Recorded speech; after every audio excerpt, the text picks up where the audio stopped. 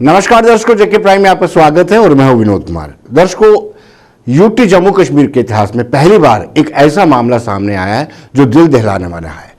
एक नाबालिग बच्ची के साथ बलात्कार होता है और बच्ची को कई महीने तक गायब रखा जाता है। जब बच्ची बाहर आती है तो वो प्रेग्नेंट होती है।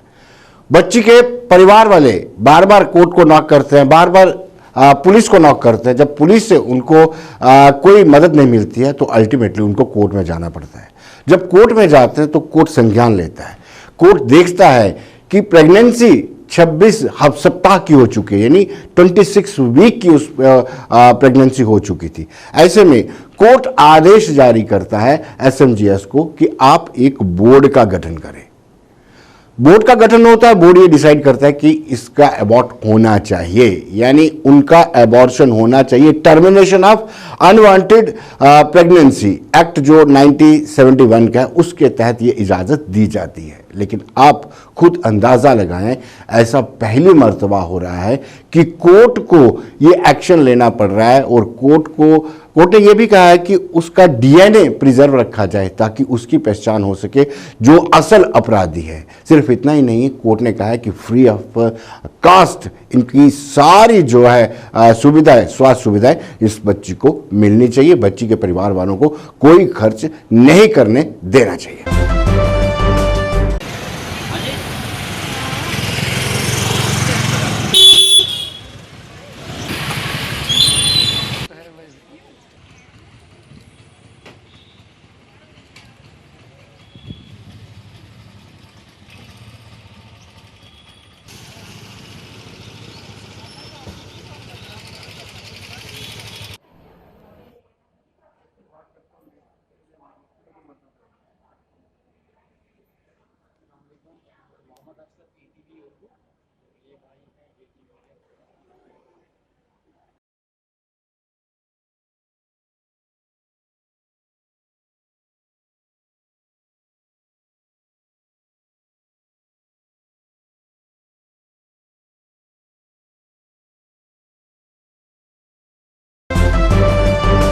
दर्शकों, अब हम विस्तार से आपको बताते हैं। नाबालिग लड़की थी। दिसंबर 2019 को उसकी किडनैपिंग होती है, सामूहिक बलात्कार होता है। हालांकि इन्वेस्टिगेशन चल रही है, जांच चल रही है, मामला जो है कोर्ट के विचाराधीन है। और 25 अप्रैल 2020 को वो लड़की का पता चलता है और उसके बाद ये फैसला लिया जाता है कि कोर्ट का दरवाज़ा खटखटाया जाए। क्योंकि टर्मिनेशन होनी थी प्रेगनेंसी की, अनवांटेड प्रेगनेंसी थी, तो एक एक्ट भी बना हुआ है। उस एक्ट के मुताबिक कोर्ट में जाया गया और कोर्ट ने ये आदेश दिया। आपको बताते चले कि सेक्शन 363/109 आईपीसी के तहत उसके खिलाफ कार्रवाई की गई है। 1 अरेस्ट है, 2 बेल आउट है। हालांकि परिवार वाले कुछ और भी आरोप लगा रहे हैं कि इनके साथ कुछ और भी लोग मिले हुए हैं। इसमें कितनी सदाकत है ये बाद में पता चल पाएगा। अलबत्ता protection of children from sexual offences के तहत ये मामला चल रहा है। आपको बड़ी बताते चले कि उनके परिवार वालों का कहना है कि अभी और भी लोग मुलविस हैं। उनके परिवार वालों से जब हमने बातचीत की तो उनके परिवार वालों का ये कहना था कि कहीं ना कहीं हमने हर जगह जा करके नॉक करने की कोशिश की, हर एक व्यक्ति का दरवाज़ा खटखटाया। जो खड़पंच थे, जो पंच सरपंच थे, उनका दरवाज़ा खटखटाया। जो पुलिस वाले थे, पुलिस के आला अधिकारी थे, उनका दरवाज़ा खटखटाया, लेकिन इंसाफ नहीं मिल पाया। आइए देखते हैं उनके परिजनों का क्या कहना है और कितने दुख शुभ हैं वो, जो इस वक्त कार्य प्रणाली पुलिस की है उससे कितने नाराज हैं और दुखी हैं वो लोग। ये हुआ है कमज़ोरी जो है हमारे मेंबर हैं, लीडर फीडर हैं, पंचायत जो हैं, सरपंच हैं, छोटे से लेकर तो बड़े तक। जब इन्होंने पुलिस थाना में रिपोर्ट दी तो वहाँ कोई गौर नहीं हुई। 5-6 महीने ऐसे टरकाते रही पुलिस भी मिलकर। वो गांव के जो आदमी हैं, लीडर फीडर है, एक मेंबर से लेकर तो एक सरपंच तक, आज के काल करते रहे, टोल मटोल करते रहे तो कुछ नहीं बना। बच्चा जब हो गया पेट में तो वो नाजायज़ छोटी लड़की थी, ज़बरदस्ती हुई। उसके बाद वहाँ टाल मटोले करते करते तो ये वक्त आ गया, 5-6 महीने गुजर चुके।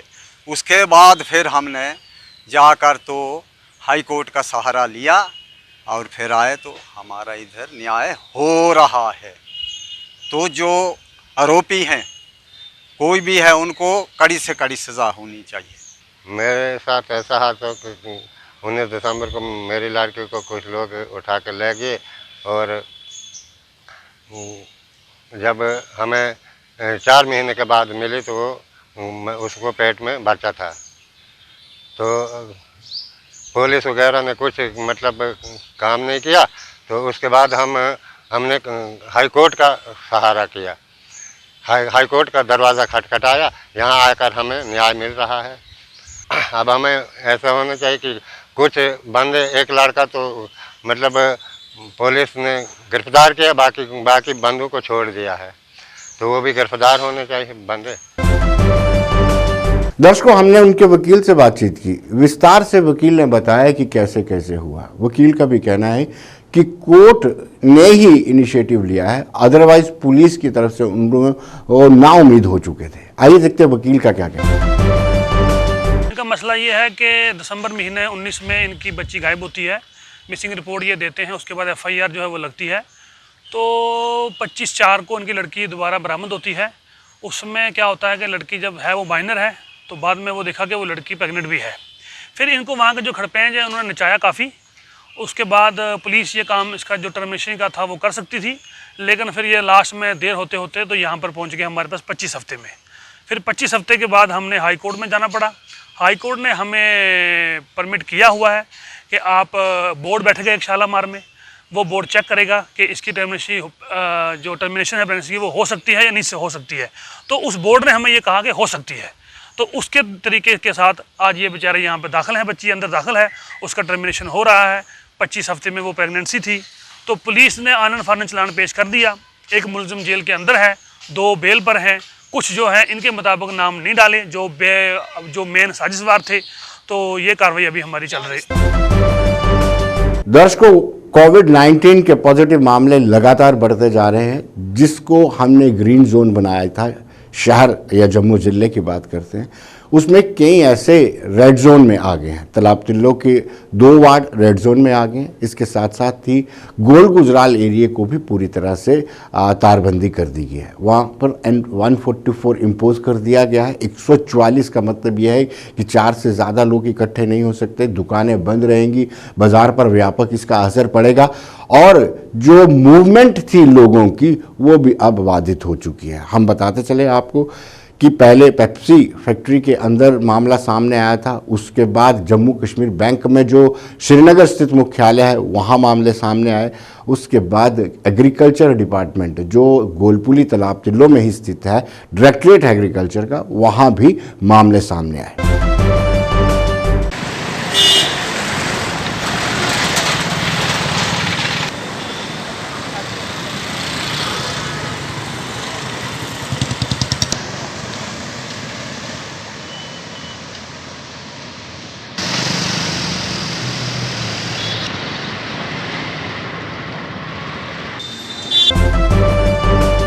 एक कंटेनमेंट जोन जो है डिक्लेयर किया गया है। तो पुंछोस का एरिया उसमें नहीं आता, क्योंकि तालाब तिल्लो चौक से लेके आगे बोड़ी तक का जो भी एरिया है उसमें इन्वॉल्व नहीं है। तालाब तिल्लो एरिया की बात की, अब मैं गोल गुजराल की बात करूंगा तो पूरी पंचायत गोल गुजराल, क्योंकि डिफरेंट लोकेशन से इसमें पॉजिटिव केसेस आए हैं। तो इस कंटेनमेंट जोन में भी हमने तालाब तिल्लो जो हमारा RTI का जो हमारा ये मेरा ऑफिस कॉम्प्लेक्स है, रेवेन्यू ट्रेनिंग कॉम्प्लेक्स, यहाँ से लेके और पूरा यहाँ पे अपना अंगद फार्म की तरफ गोल गुजराल का जो पंचायत का एरिया है, इसको हमने पूरा एस्टेब्लिशमेंट्स को बंद रखा है। वेयर एज इसमें हमने जो एसेंशियल कम्युनिटीज़ हैं या फिर कोई मेडिकल इमरजेंसी है वो रेगुलेट की है, उसमें किसी किस्म की कोई दिक्कत कहीं किसी को नहीं है। और 2571616, आई रिपीट 2571616, 2571912, 2571912, ये हमारे 24/7 वर्किंग एमरजेंसी सेल नंबर्स हैं डिस्ट्रिक्ट ऑफिस जम्मू के, DC ऑफिस जम्मू के। यहाँ पे किसी भी किस्म की कोई भी किसी को क्वेरी है वो यहाँ से अपनी क्लैरिफिकेशन ले सकता है। दर्शकों, एक मरतबा फिर सुरक्षा बलों को बड़ी कामयाबी मिली है। पाकिस्तान निरंतर प्रयास कर रहा है कि घुसपैठ की कोशिश घुसपैठ करवाए और घुसपैठ करा करके किसी बड़ी वारदात को अंजाम दे आतंकवादी, ताकि एक मरतबा फिर मसला कश्मीर जो तथाकथित मसला पाकिस्तान के लिए है वो मसला अंतर्राष्ट्रीय स्तर पर जाए। और आपको बताते चले कि आज कुपवाड़ा के इंदौरा सेक्टर में 2 घुसपैठियों को सुरक्षा बलों ने, सेना ने मार गिराया। ये बहुत बड़ी कामयाबी है। ये देखते हैं सैन्य अधिकारी का क्या कहना है। I'm here to share with you information about Indian Army's success in neutralizing an attempt by Pakistan to infiltrate terrorists into India across the line of control.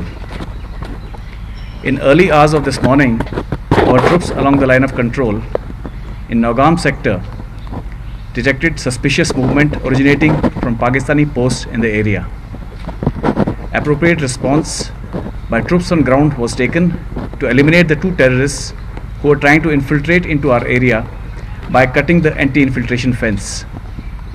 The heavily armed terrorists, dressed in combat fatigues, had taken the route through Pakistani posts in the area opposite, which clearly indicates Pakistan complicity in abetment to fomenting terror in India.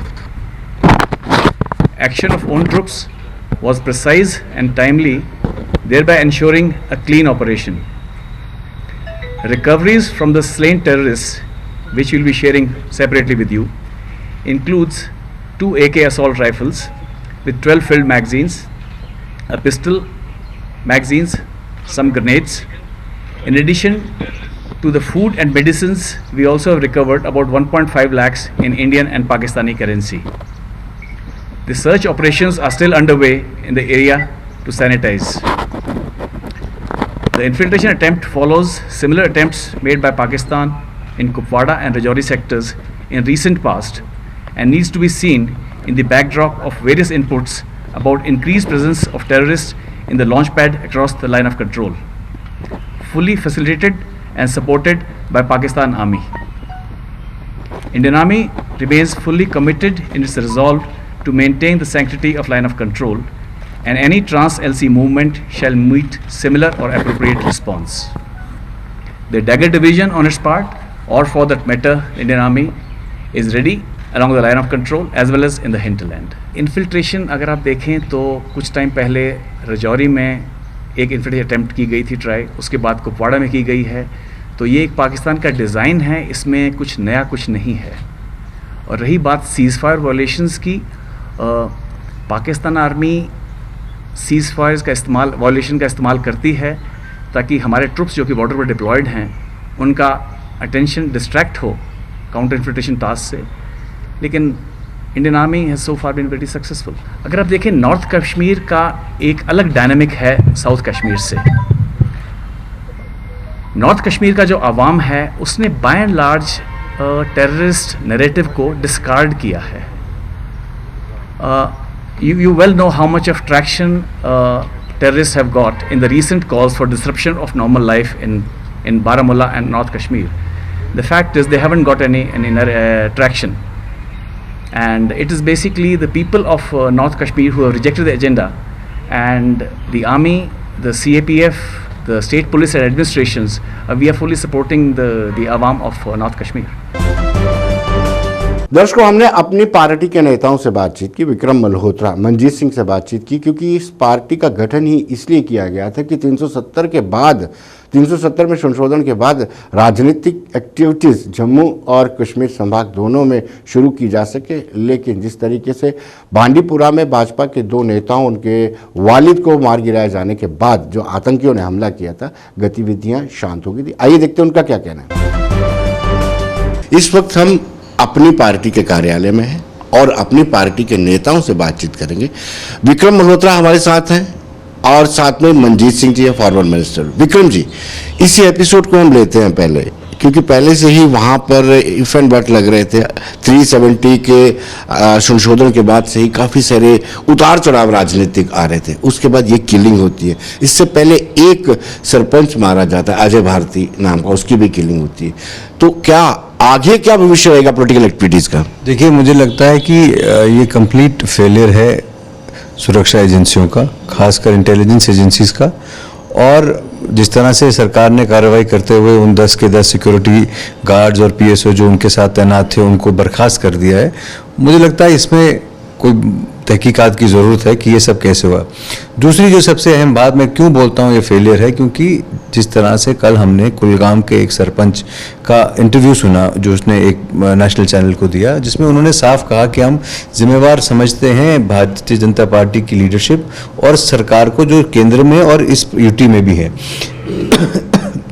जब इन लोगों से कहा गया था कि आपको security दी गई थी जाएगी, जम्मू से सरपंच कश्मीरी पंडितों को ले जाके वहाँ इलेक्शन लड़वाया गया, जो वहाँ के भी जो लोग लड़े, जो कश्मीर घाटी में भी उनको आश्वस्त किया गया था और उनसे कहा गया था कि आपको 73rd 74th कमीशन जो की रिकमेंडेशन है वो इम्प्लीमेंट जब की जाएंगी, अमेंडमेंट जो हुई थी 73rd और 74th अमेंडमेंट जो कॉर्पोरेशन और पंचायत के लिए हुई थी, पंचायती राज एक्ट की, वो इम्प्लीमेंट नहीं हुई। आज 3-3 हज़ार रुपये सैलरी है, अकोमोडेशन नहीं है सरपंचेस के पास रहने के लिए, सिक्योरिटी प्रोवाइड नहीं की गई है। सो वो पूरा दायित्व जो है मुझे कहीं ना लगता है कि एलजी साहब के ऊपर है और केंद्र सरकार, क्योंकि होम मिनिस्टर ही चला रही है यूनियन टेरिटरी को, सो डायरेक्टली उनके कंट्रोल में है। सो ये दायित्व जो है वो केवल बातें करने से वो पूरा नहीं होगा, इनको एक्ट करना चाहिए। जिस तरह के हालात बने हुए हैं उसमें जो जिम्मेवारी से ये भाग नहीं सकते भारतीय जनता पार्टी के जो लीडरशिप है सेंटर की, क्योंकि ये पहली दफा हुआ कि खुलेआम एक सरपंच जो कुलगाम का है वो ये बात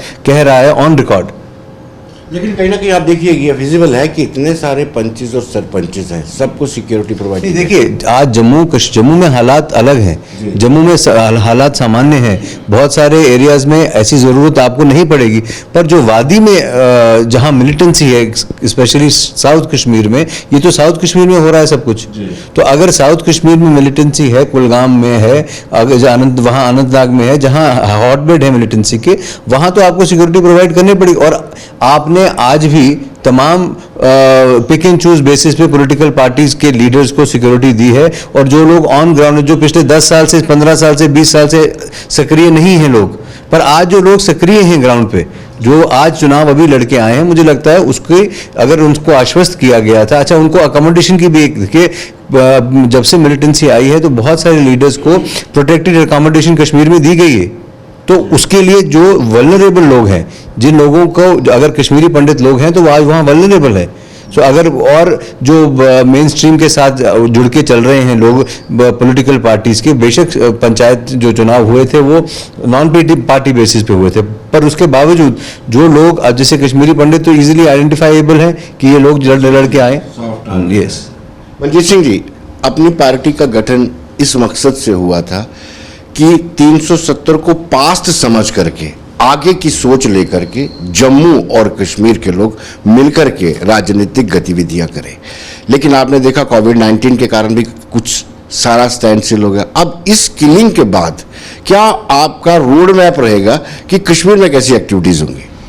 देखिए, यहाँ तक 370 की बात आपने की है तो हमारी पार्टी का स्टैंड उसमें बड़ा स्पष्ट है कि सुप्रीम कोर्ट में ये मैटर विचाराधीन है, जो भी फैसला होगा उस पर पार्टी उसको जो है मानेगी।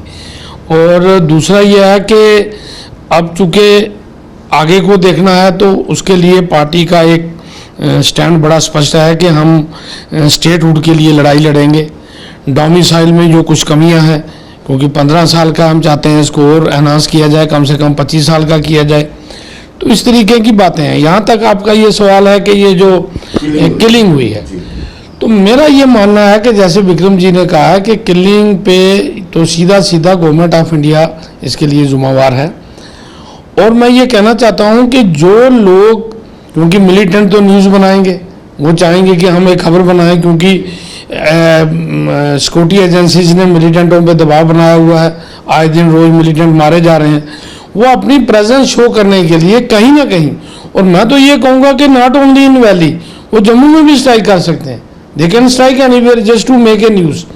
तो इसलिए गवर्नमेंट ऑफ इंडिया को चाहिए कि जो लोग देश की बात कर रहे हैं, जो लोग भारत की बात कर रहे हैं, जो लोग जम्मू कश्मीर को भारत के साथ जोड़ने की बात कर रहे हैं, तो नेचुरली जो मिलिटेंट लोग हैं, जो पाकिस्तान के इशारे पे काम करते हैं, उनके तो सबसे ज़्यादा नज़र उन्हीं पे है, उन्हीं पार्टियों पे है कि जो पार्टियां इस वक्त देश की बात कर रही हैं, उनके जो लीडर हैं वो खतरे में हैं।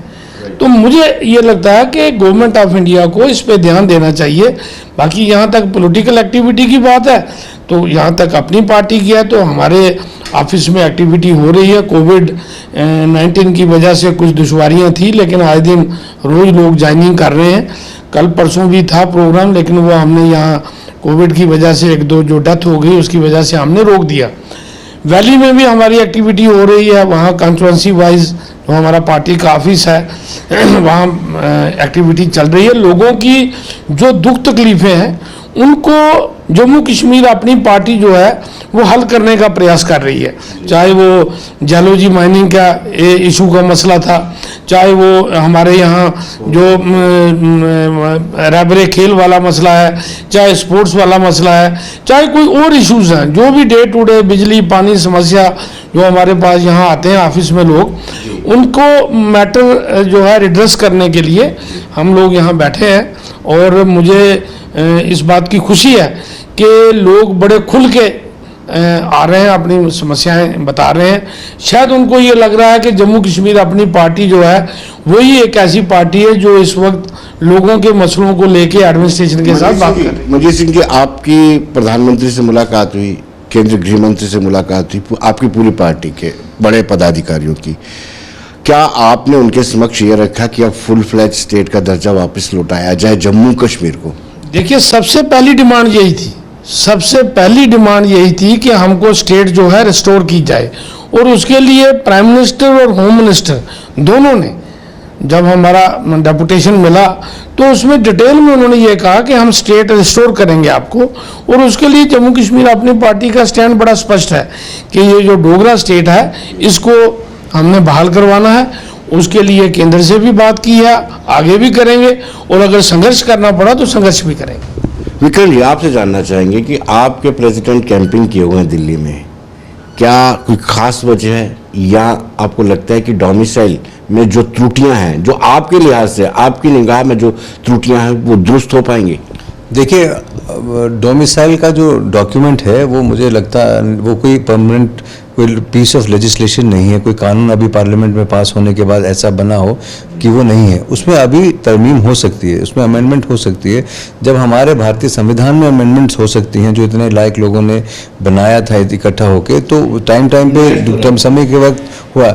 उसी तरह से ये जो डॉक्यूमेंट है, जब यहाँ नई सरकार चुन के आएगी, चुनी हुई सरकार आएगी, या कोई लोग और जिम्मेवार आएंगे जो समझेंगे कि इसमें ज़रूरत है, क्योंकि आज जम्मू में आप हमको इस बात को समझना पड़ेगा कि जम्मू के नौजवान में कहीं ना कहीं इस बात को लेके परेशानी है। जो कल तक खुशी थी कि 370 और 35 से हट गए, आज उनको लगता है कि एक हमारी जो सिक्योरिटी जॉब की है, क्योंकि यहाँ और एवेन्यूज़ हैं नहीं, जो जॉब की सिक्योरिटी है, लैंड की सिक्योरिटी है, अगर वो अच्छी तरह से इंश्योर नहीं की गई तो आने वाले समय में डोगरा आइडेंटिटी को क्राइसिस होगा।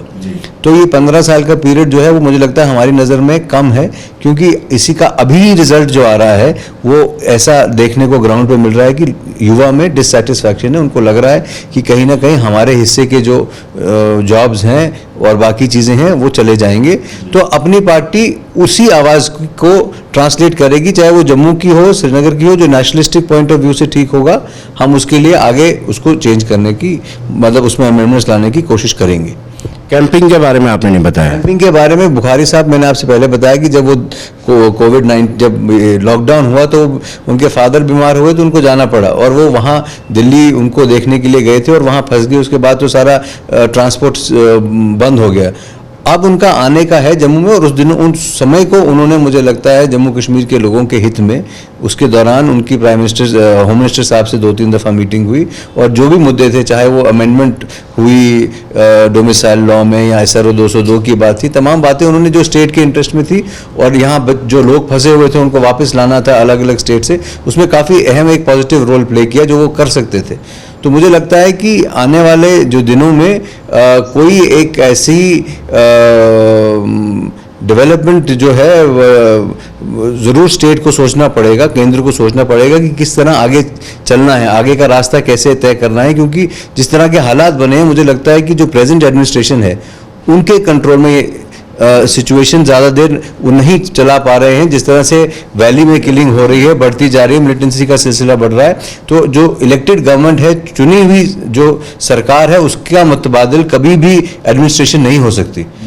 मंजीत सिंह जी, एक वक्त आ गया था कि डेट भी डिसाइड हो गई थी, एडवाइजरी काउंसिल गठित की जाएगी, ये दिन होगा, ये ओथ लेगा। क्या उसकी वजह क्या थी, कोविड-19 या फिर वो र्यूमर्स थे? नहीं, मैं समझता हूँ वो तो प्योरली र्यूमर्स थे, ऐसी कोई बात ही नहीं जो कोई सरकार बनाने वाली या कोई एडवाइजरी काउंसिल बनाने वाली, ऐसी कोई बात नहीं थी। वो बिल्कुल एक मैं समझता हूँ कि कुछ लोग जो हैं वो ये एक बात थ्रो कर रहे थे, ऐसी कोई बात ही नहीं। ना ही लीडरशिप से इस बारे में कोई हमारा कोई डिस्कस हुआ, और अगर कुछ होगा भी, गवर्नमेंट ऑफ इंडिया अगर कोई चाहेगी तो पहले हमारी पार्टी में इसका डिस्कस होगा, पार्टी इस पे बात करेगी, लेकिन मुझे लगता है अभी ऐसा कोई बात है नहीं। मंजीत सिंह, ये तो मान के चलना पड़ेगा आपको कि जब तक डिलिमिटेशन कमीशन अपनी रिकमेंडेशन नहीं देता है तब तक चुनाव संभव नहीं है। और ये भी हमें मान के चलना चाहिए कि ये जो गवर्नमेंट है इसमें और पब्लिक के बीच में बड़ा फासला होता जा रहा है। इस फासले को कम तभी किया जा सकता है जब पॉलिटिकल एक्टिविटीज हों, इलेक्शंस हों, इलेक्टेड रिप्रेजेंटेटिव हों। तो इस दौरान किस तरीके से क्या किया जाए कि पब्लिक की जो ग्रीवेंसेस है वो भी दूर हो जाए? आप अपने राजनीतिक एक्सपीरियंस बताएं। देखिए, ये तो गवर्नमेंट ऑफ इंडिया को सोचना है कि किस तरीके से हम यहाँ पे चला पाएँ, क्योंकि हालात जो हैं वो ठीक नहीं है। जम्मू में भी आज अगर आप देखो, यहाँ पीसफुल एरिया है, लेकिन उसके बावजूद लोगों की सुनने वाला कोई नहीं। आज बिजली का क्राइसिस है, पानी का क्राइसिस है, डे टू डे इश्यूज हैं, नोबडी इज लिसनिंग। एडमिनिस्ट्रेशन जो है वो तो ऐसे डिक्टेटराना एटीट्यूड के तौर पे है, कोई डीसी मिलता नहीं है, कोई बड़े अफसर मिलते नहीं हैं, सेक्रेटरीट में रहते हैं, कहाँ रहते हैं कोई पता नहीं। और कोविड एक उनको बहाना मिल गया है कि जब भी कोई बात करे तो मैं समझता हूँ कि इससे एक एलिनेशन हो रही है, लोगों को लग रहा है कि हमारी बात सुनने वाला है कोई नहीं। तो अब गवर्नमेंट ऑफ इंडिया को इस पर विचार करना है कि वो कैसे, क्योंकि ये भी बात ठीक है कि अभी इलेक्शन संभव नहीं है और डिलिमिटेशन में भी समय लगेगा, और ये भी बात ठीक है कि बिना डिलिमिटेशन के चुनाव नहीं हो सकते, क्योंकि 90 सीटें इन्होंने करनी है, उसके लिए तो ये एक्सरसाइज है। तो ये मैं समझता हूँ कि गवर्नमेंट ऑफ इंडिया को इसके लिए चाहिए, क्योंकि अगर आप ये कहो कि ये एडवाइज़र 2-3 और ये चीफ सेक्रेटरी और ये एलजी ये कर पाएंगे, तो मुझे लगता है अब 1 साल होने जा रहा है 370 तोड़े, अब 4 अगस्त को 5 अगस्त को 1 साल पूरा हो जाएगा। तो इसमें लोग एलिनेट हुए हैं, लोग जो पहले लोगों में बड़ी खुशी थी, आज लोगों को लग रहा है ठगे से महसूस लोग कर रहे हैं। किसी भी क्षेत्र में आप देख लो, छोटे छोटे इश्यूज पे लोग ये समझते हैं कि हमारे साथ जाती हो रही है, तो उनकी बात सुनने के लिए कोई आगे नहीं है।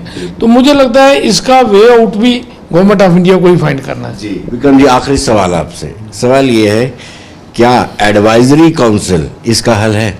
देखिए, वो जैसे मंजीत जी ने कहा, हल तो इसका गवर्नमेंट ऑफ इंडिया को निकालना है कि क्या होगा, वो लीगल फ्रेमवर्क में क्या हल होगा या नहीं होगा, या वो यही सिस्टम चलाना चाहते हैं, that is up to the government of India. पर ज़रूरी इस बात ज़रूर, जैसे आपने कहा, इस वक्त ज़रूरत इसलिए है क्योंकि जो एडमिनिस्ट्रेशन है आज वो सिर्फ ऑनलाइन एडमिनिस्ट्रेशन है।